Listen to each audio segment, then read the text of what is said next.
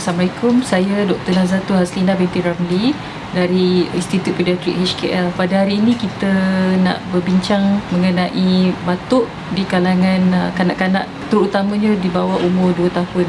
Sesema dan batuk adalah simptom yang normal dan biasa untuk kanak-kanak bawah daripada 2 tahun. Dalam umur ni mereka terdedah kepada pelbagai virus dan juga bakteria. So batuk dan sesema dan demam agak normal kalau mereka mendapat simptom-simptom ni dalam sekurang-kurangnya 8 ke 10 kali dalam masa 1 tahun. Tetapi sekiranya anak anda ada tanda-tanda seperti demam, batuk dan sesema yang berterusan bersama-sama simptom seperti sesak nafas ataupun kurang aktif dan kurang selera makan. Jadi ini adalah antara tanda-tanda yang agak bahaya dan perlu dibawa jumpa doktor ataupun dibawa ke hospital. Sesak nafas ni bila kita tengok anak tu mempunyai pernafasan yang lebih cepat daripada biasa.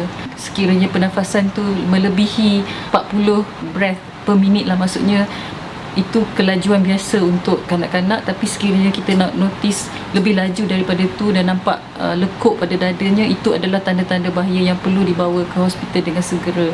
Sesema dan batuk biasanya hanya simptom daripada saluran pernafasan atas yang tak ada sesak nafas. Tapi sekiranya ada simptom sesak nafas, itu biasanya tanda-tanda jangkitan sudah pergi ke bahagian paru-paru. So jangkitan paru-paru dibahagikan kepada dua, sama ada majoritinya disebabkan oleh virus dan yang kedua disebabkan oleh bakteria. Biasanya bila dibawa jumpa doktor yang berkaitan, kita akan lakukan pemeriksaan suhu badan dan juga melakukan pemeriksaan pada paru-paru. Jangkitan virus biasanya tidak memerlukan antibiotik. Bila bunyinya seakan-akan bunyi serangan asma, so setengah kanak-kanak bawah 2 tahun dia memerlukan rawatan nebulizer. Sirap ubat batuk memang tidak dibenarkan diberi kepada kanak-kanak, terutamanya bawah daripada 2 tahun, kerana ubat batuk ada kesan sampingan yang boleh membahayakan kanak-kanak. Langkah-langkah penjagaan untuk mengelakkan jangkitan virus dan bakteria ni sebenarnya mereka akan kena juga. Sebab virus dan bakteria ni berada dalam udara, macam mana pun akan kemungkinan besar akan kena sesema dan batuk sekurang-kurangnya 8 ataupun 10 kali dalam setahun.